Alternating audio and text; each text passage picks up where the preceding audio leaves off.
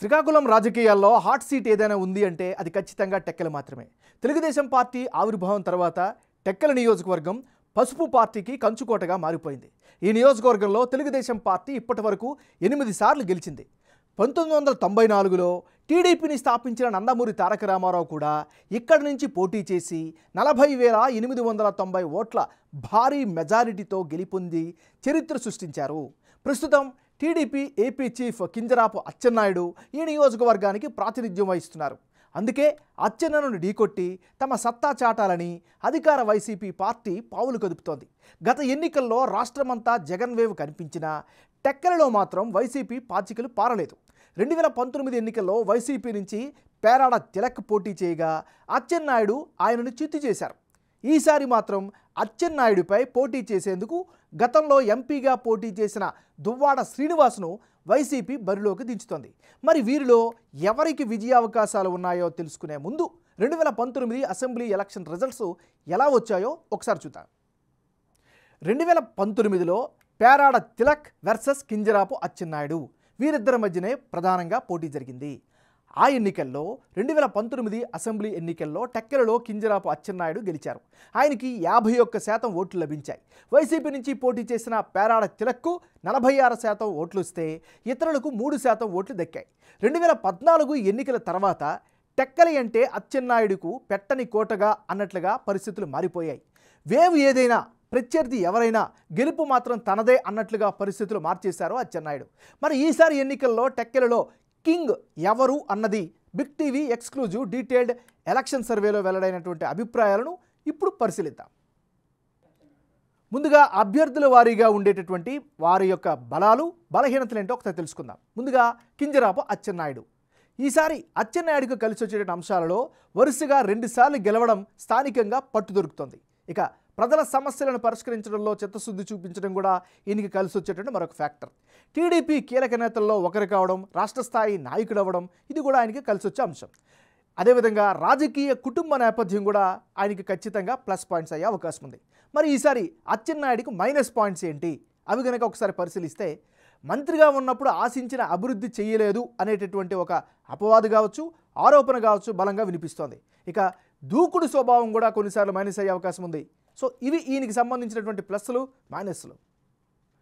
YCP నాయకుడు దువ్వాడ శ్రీనివాస్.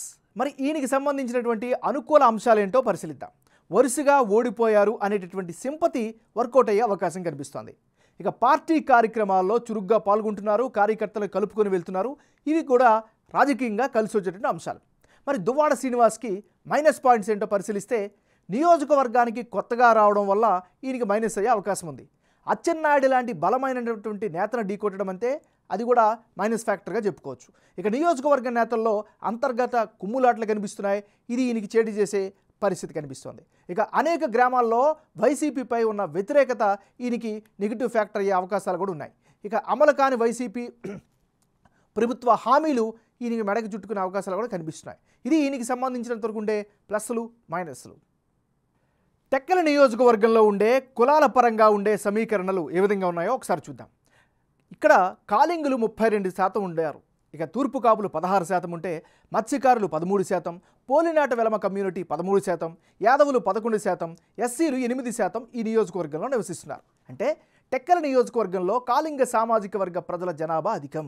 32% ఓటర్లు ఉన్న ఈ సామాజిక వర్గంలో తెలుగుదేశం పార్టీకి 30% మద్దతు ఇస్తారని బిగ్ టీవీ సర్వేలో తేలింది. ఇక 60% మంది ఓటర్లు వైసీపీకి, మిగిలిన 10% మంది ఇతరులకు మద్దతు ఇస్తామని ప్రకటించారు. ఇక సబ్ క్యాస్ట్గా ఉన్న బోరగాపు కళింగ ప్రజలు మొదటి నుంచి టీడీపీకి మద్దతు తెలుపుతుంటే, కింటాల కళింగ ప్రజలు మాత్రం వైసీపీకి బలమైన మద్దతుగా నిలుస్తున్నారు. ఇక 16%గా ఉన్న తూర్పు కాపు సామాజిక వర్గ ప్రజలు 45% టీడీపీకి మద్దతు తెలుపుతుంటే 50% మంది వైసీపీకి మద్దతుగా నిలుస్తున్నారు. ఇతరులకు 5% మద్దతు పలుకుతున్నారు. ప్రభుత్వ పథకాలైన వైఎస్ఆర్ చేయూత, రైతు భరోసా పథక లబ్ధిదారులు వైసీపీకి జై కొడుతున్నారు. అయితే మెజారిటీ ప్రజలు మాత్రం టీడీపీకి మద్దతు ఇస్తున్నట్లు చెబుతున్నారు. 13% ఉన్న మత్స్యకారులు కూడా అత్యధికంగా 50% వైసీపీకి మద్దతుగా నిలుస్తున్నారు. అయితే సంప్రదాయ ఓటు బ్యాంకుగా ఉన్న 45% మంది టీడీపీకే జై కొడుతున్నారు. మిగిలిన 5% మంది ప్రజలు ఇతరులకు మద్దతు తెలుపుతున్నారు. అటు 13% ఉన్న పోలునాటి విలమ సామాజిక వర్గ ప్రజలు మెజారిటీ టీడీపీకి మద్దతు చెబుతుంటే అచ్చెన్నాయుడు కూడా ఇదే సామాజిక వర్గానికి చెందిన నేత కావడంతో 60% మంది పసుపు పార్టీకే తమ మద్దతు ఇస్తామని చెబుతున్నారు. ఇక 30% మంది మాత్రమే వైసీపీకి తమ మద్దతు పలుకుతున్నారు. యాదవులు 11% ఉంటే టీడీపీకి 55% మంది, వైసీపీకి 40%, ఇతరులకు 5% మద్దతుగా పలుకుతున్నారు. ఇక 8% ఉన్న ఎస్సీ సామాజిక వర్గ ప్రజల్లో టీడీపీకి 45%, వైసీపీకి 50%, ఇతరులకు 5% తమ మద్దతు ఇస్తామని బిగ్ టీవీ సర్వేలో తెలియజేశారు. వచ్చే ఎన్నికల్లో టెక్కల నియోజకవర్గం నుంచి ఎవరెవరు పోటీలో ఉంటే ఫలితాలు ఏ విధంగా వచ్చే అవకాశం ఉందో ఇప్పుడు పరిశీలిద్దాం. ముందుగా దువ్వాడ శ్రీనివాస్ వర్సెస్ కింజరాపు అచ్చెన్నాయుడు. వీళ్ళిద్దరి మధ్య గనక పోటీ జరిగితే ఆ పక్షంలో వైసీపీకి 46% ఓట్లు దక్కే ఛాన్సెస్ కనిపిస్తున్నాయి. టీడీపీకి 49% ఓట్లు దక్కే ఛాన్సెస్ కనిపిస్తున్నాయి. ఇతరులకు 5% ఓట్లు వచ్చే ఛాన్సెస్ ఉన్నాయి. అంటే బిగ్ టీవీ సర్వే ప్రకారం టెక్కలలో ఈసారి కూడా ఎడ్జ్ అచ్చెన్నాయుడికే ఉన్నట్లుగా కనిపిస్తోంది. వైసీపీ తరపున బరిలోకి దిగుతున్న దువ్వాడ శ్రీనివాస్కు 46% ఓట్లు దక్కే ఛాన్సెస్ ఉన్నాయి.